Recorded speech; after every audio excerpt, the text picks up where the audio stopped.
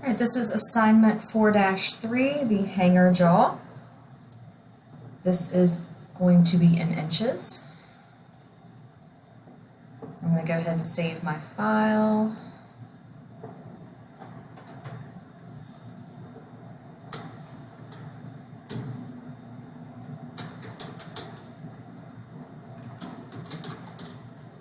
Alright, so now we can get started. This one can be a little tricky. It kind of messes some people up. I'm going to do this one on the regular old XY plane. And I'm going to actually use the corner of the part as my origin. So I'm going to go up. It shows me that it is 3 inches up. Zoom out a little bit so I can see what's happening. And it shows me this little top part is 0.1 or 0.25, excuse me. Because a lot of people think that the edge of that radius is right here. It's not. It is going to be, like I said, 0.25 over this way. And I'm going to leave that one alone for right now. I'm going to end it right there, and then I'm going to go start at the other end. It goes this way, and it shows me that that all the way to the edge of that round feature, because we can't really do that yet, is going to be 2. Right? And it shows me the depth of that is going to be 0.5. It shows, let's see, the whole thing out this way shows me that the overall distance from here to the edge over here is 4.5. But I know from there to here was 2, so I know that this is going to be 2.5.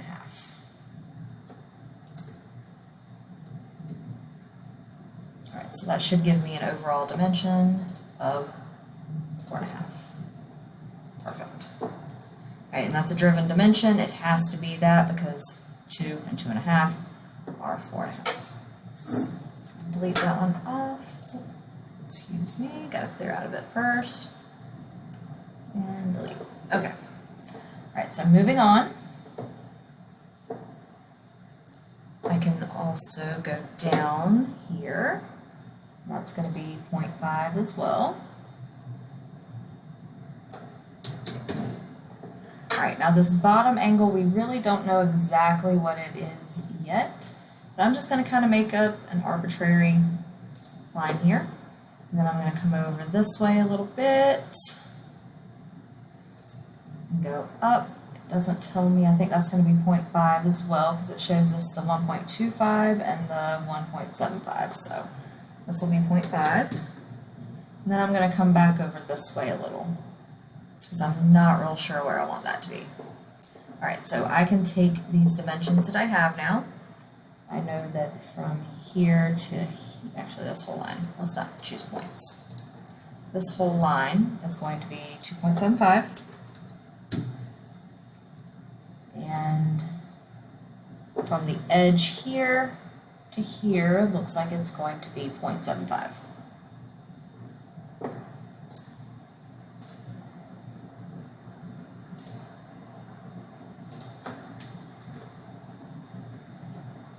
we go.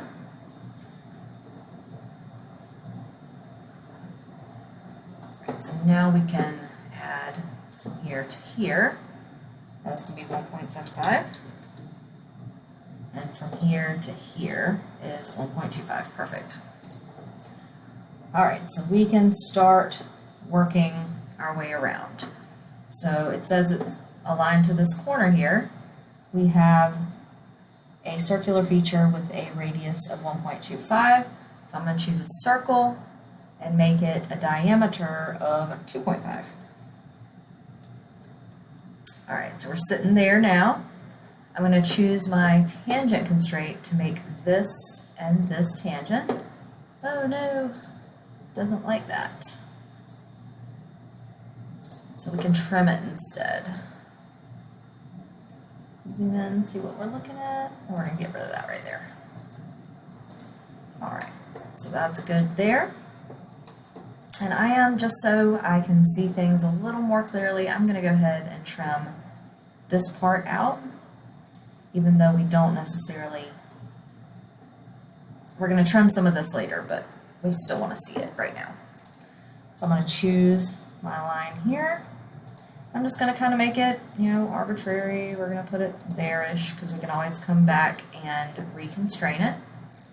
And we have up at the top corner, another circular feature of a radius of 2.5. Let's see.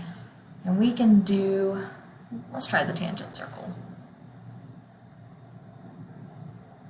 You have to pick, we gotta have 3 lines, and we do not have 3 lines, so that's not gonna work for us. So we're just gonna do a center point circle. I'm gonna kind of put it over here. Okay. And now I'm gonna make it, let's see, that means it's gonna be a dimension of 1 because it has a radius of 0.5. It's a little big there, so we'll make it tangent here and here, and here and here, and here and here. There we go. All right, so these are still not quite tangent. Oh, it's gonna over constrain. So we can do an extend instead. There we go. Oh no, it doesn't like that. Alright, so what we're going to do here instead, because it's a little unhappy, we're going to do a move. And I'm going to select the circle. I want to choose my base point. I really love it to be up there. Let's see. Point snaps. I want a quadrant. So that's perfect. That's my top quadrant. Yes, I would like to unconstrain. So there we go. So we know the top of that is at that 0.25 mark. And now I'm going to reconstrain this here. No! Alright. Let's try this instead. I'm going to take that guy and move him. See, there's my tangent constraint. Perfect. So now what I can do is I can trim the rest of this. Trim off that, come up here, trim off that. Now we can get rid of the rest of the inside of the circle. Alright, so that completes the side profile of the part. I'm going to finish the sketch. And it tells us that this part is 3 inches wide. So I'm going to extrude. It's automatically selected since it's all we have. This is 3. Alright, so we have that. So all we're missing now is that round feature on the top. So I don't want to extrude, I want a new sketch. And I'm going to put it, you can really put it here and extrude up, or here and extrude down. It really doesn't matter. I'm just going to choose this one. And choose that circle again.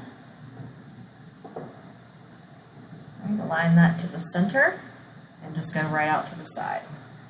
Because since it encompasses the whole thing, we know that the diameter is going to be 3. It tells us that it's 1.5. So now we're going to trim off the back side, finish our sketch, extrude. What I'm going to do is do a to next, and it'll go to whatever the next feature is. So you could have done that, or you could have just done just a fixed distance and put in the 0.5 if you wanted to, and flip it. Either way, it's all the same. Say OK. So now we just need to put a hole in the top. And we can do this either way. We can do it as a sketch or as a hole.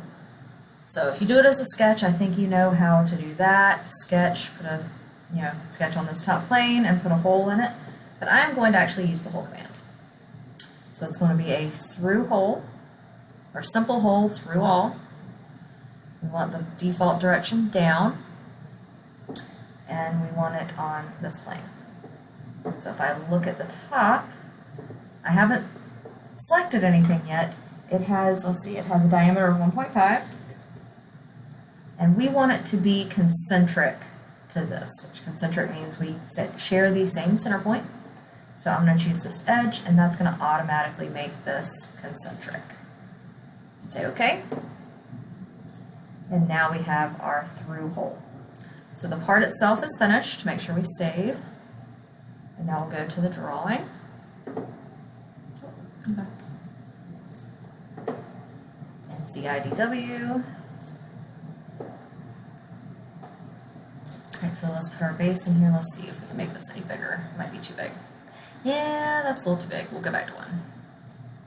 If we wanted to, we could actually do 12.5. Oh, wrong way.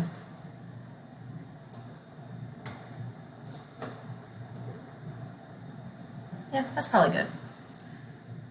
And then we'll go up here, do the top and the side, and our isometric. And I'm actually going to move this one over a little bit so he has a little bit more room. And okay. Let's go to annotate. I'm going to start with my center marks.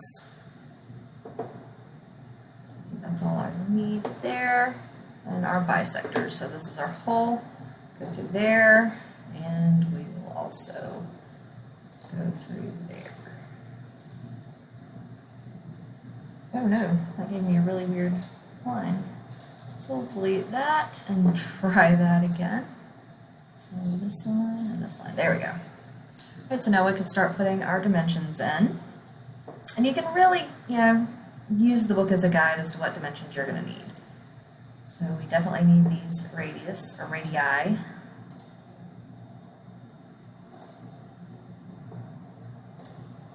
It gives us a total height, which I'm going to put over here, just so that we don't clutter things up.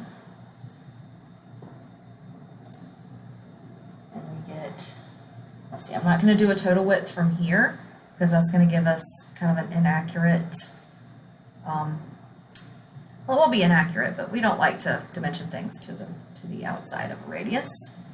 So I'll come all the way down here.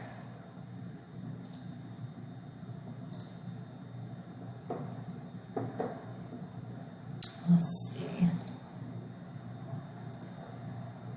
And I generally don't like pulling these to the outside, but this is going to get kind of hard to see if we don't.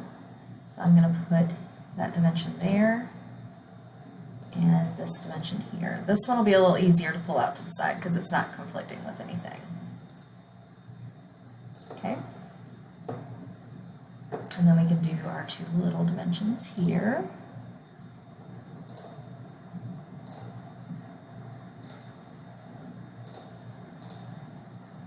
Try to line those up.